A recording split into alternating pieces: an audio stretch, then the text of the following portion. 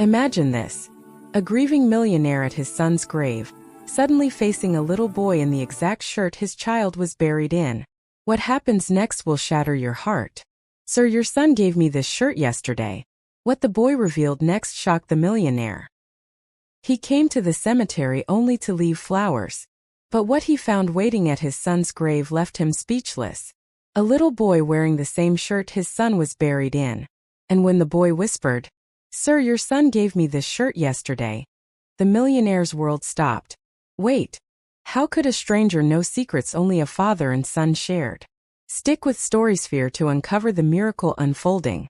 At first, he thought it was a cruel trick, until the boy said things no stranger could ever know. That moment would uncover the truth behind a single box of forgotten clothes, and give a grieving father one last chance to feel alive again. Before we dive in, let us know in the comments. What time is it, and where are you watching from? Let's start on StorySphere.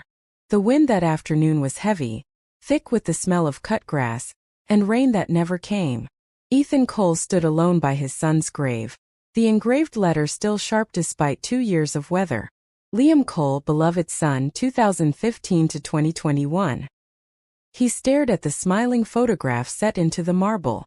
Liam's striped shirt, bright rainbow colors, mocked the dull gray around it. Ethan ran his hand through his perfectly trimmed hair, exhaling through clenched teeth. "Happy birthday, champ," he muttered. "You'd be 8 today." His voice cracked on the last word.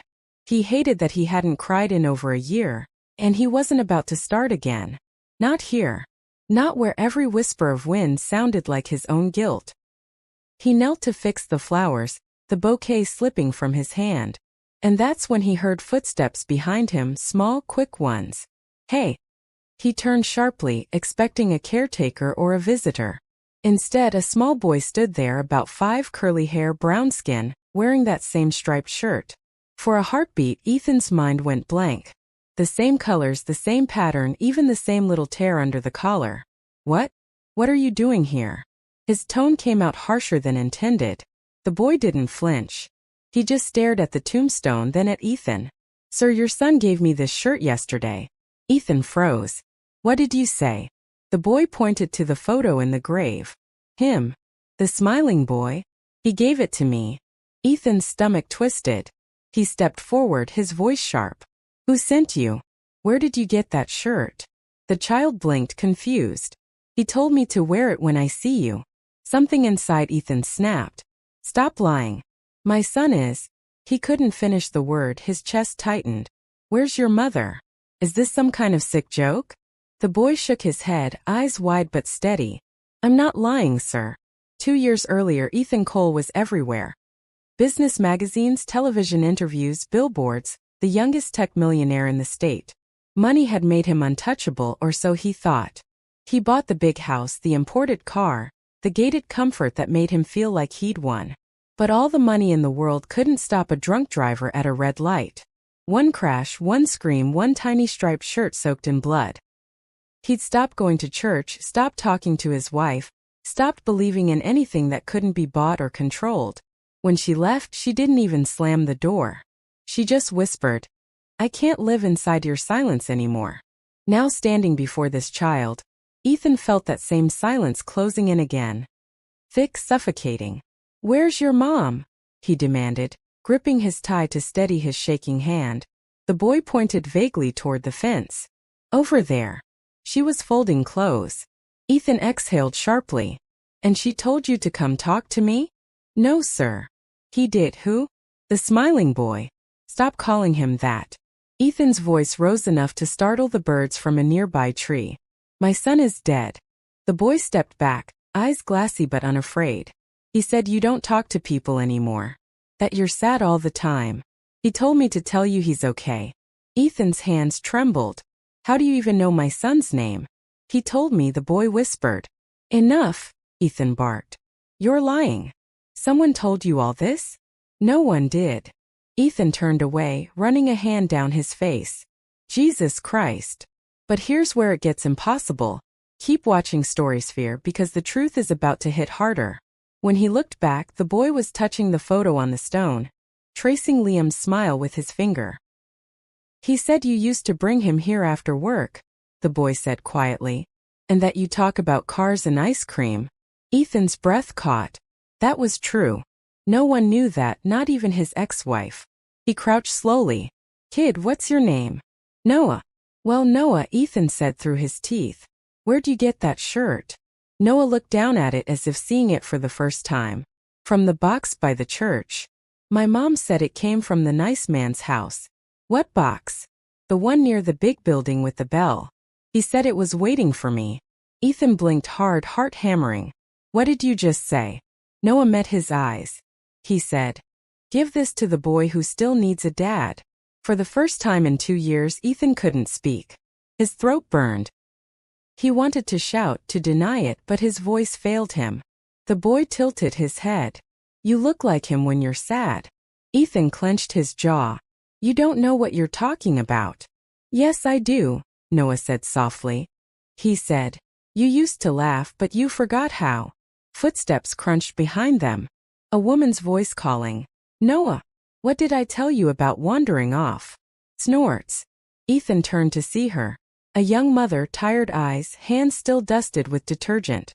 She froze at the sight of him, then at the tombstone. I'm sorry, sir, she said quickly. He doesn't mean any harm. He saw the picture and said the boy looked familiar. Ethan's voice came out low. Familiar? Yes, she said, confused. He said he saw him in a dream last night. Ethan felt the world tilt. A dream? The woman nodded uneasily. He kept saying the boy told him to come here. I didn't think he'd actually run off. Noah tugged at her sleeve. Mom, this is his dad. The woman's eyes softened. Oh.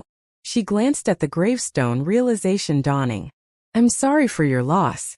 Ethan stared at them both, words tangled in his throat. Noah looked back at him one more time. He said, I could keep the shirt, sir, but he also said it's yours if you want it back. Ethan's jaw tightened, eyes burning. He shook his head slowly. Keep it, kid. The boy smiled faintly, the same small crooked smile Liam used to give when he'd done something brave. And as they turned to leave, Ethan whispered to himself, barely audible. Where did that box come from? Ethan stood frozen long after the boy and his mother walked away. The wind tugged at his suit jacket, but he didn't feel it. His gaze was locked on that striped shirt, the one vanishing down the path, bright against the gray of the cemetery. When his driver finally approached, Ethan muttered, Find out about that church. The one by the laundromat near the river. Yes, sir. He didn't explain why. He couldn't. His chest hurt in a way he hadn't felt since the day they buried Liam. The next morning he drove himself there. No chauffeur, no shield. The old stone church leaned against the clouds like it was tired of standing. Outside, a few volunteers were sorting donated clothes from cardboard boxes. Excuse me, Ethan called, his voice rough. Where do these come from? One woman turned. Mostly from community drop-offs, sir.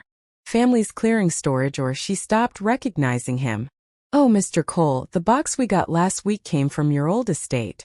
I think someone from your staff donated it months ago. Ethan's throat tightened. My son's things. She hesitated, reading his face. I believe so. Children's clothes, some toys. Beautiful items, really. He turned away, swallowing hard. The pieces started to fit. The church, the box, the shirt. Still, something didn't let him breathe easy. That boy, the way he spoke, the details no one could have known. The laugh, the smiling boy, the promise to tell his father he was okay. Ethan walked toward the back of the churchyard where the boxes were kept. The smell of dust and old cloth filled the air. One small wooden crate sat half open. A few toys left inside. A model car, a paper rocket, a photo. He picked up the photo. Liam, holding that same toy car, grin wide and pure. On the back, written in faded marker, were words Ethan had scribbled years ago. Never stop smiling, kid. Even when I'm too busy to. He clenched the photo until his knuckles whitened. His voice cracked out loud. God, I'm sorry. Later that afternoon, he found the woman and her son at the laundromat, folding clothes under the humming machines. The smell of detergent, warm air, and small life filled the narrow room. The mother turned quickly. Mr. Cole. He nodded awkwardly. I wanted to thank you for yesterday. She frowned, unsure how to respond. You don't need to thank us, sir. My boy sometimes says strange things. He didn't mean to upset you. Ethan's voice softened. He didn't upset me. He reminded me. Noah peeked out from behind the counter, clutching a toy truck. Hi, sir. Ethan knelt. Hey, buddy. The boy smiled shyly. Did you find the box?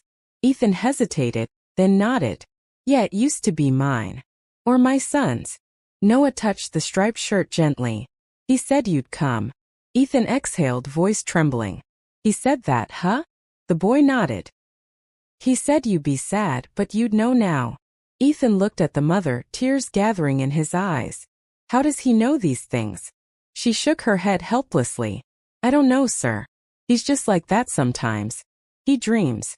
And when he wakes up, it feels real to him. Ethan swallowed hard. Maybe it is real. In its own way. He asked if they had a place to live. Grace admitted they were staying in a one-room shelter until she found stable work. Without a thought, Ethan said, I'll help. I couldn't accept, she began. It's not charity, he interrupted. It's what my son would have done if he'd grown up right. She went quiet, emotion rising in her throat. Thank you, Mr. Cole. Ethan turned to Noah. You ever been to the park near the lake? The boy shook his head. My son loved it there. You and your mom should come tomorrow. I'll show you where he used to race his toy cars. Noah's face lit up. Can I bring this shirt? Ethan smiled faintly. You better. It suits you more than it ever did me. The next day was sunny for the first time in weeks. At the park, Noah ran ahead on the grass, the striped shirt flashing in the light. His laughter carried on the wind, bright, fearless, alive. Ethan stood beside Grace, watching. He reminds me of him, he whispered. She smiled softly. Maybe that's why you met. Ethan nodded, eyes following the boy. Or maybe Liam knew I needed a reason to come back here. For the first time in years, he felt the weight in his chest lift. The laughter, the small footsteps, the sound of life moving again. It all felt like forgiveness. When Noah ran back panting, he held out a dandelion. He said to give you this, he grinned. Ethan blinked. Who? The smiling boy. Ethan's breath caught. What did he say? Noah's eyes softened. He said, tell Dad not to work too late tonight. Ethan's lips parted, but no words came. He just smiled, broken, grateful, and whole all at once. He took the dandelion gently. You can tell him I got the message. The boy nodded and ran off again. Ethan looked toward the sky, the sun warm on his face. Thanks, kid, he whispered. And for the first time in 2 years, Ethan Cole laughed loud, real, and unrestrained. The kind of laugh that sounded like home. If this story moved you, take a second before you scroll. Hit like to honor every parent who's lost and learned to live again. Comment your thoughts. What would you do if this happened to you? And subscribe to StorySphere for more grounded emotional stories that remind us, even when life takes everything, love still finds a way to return.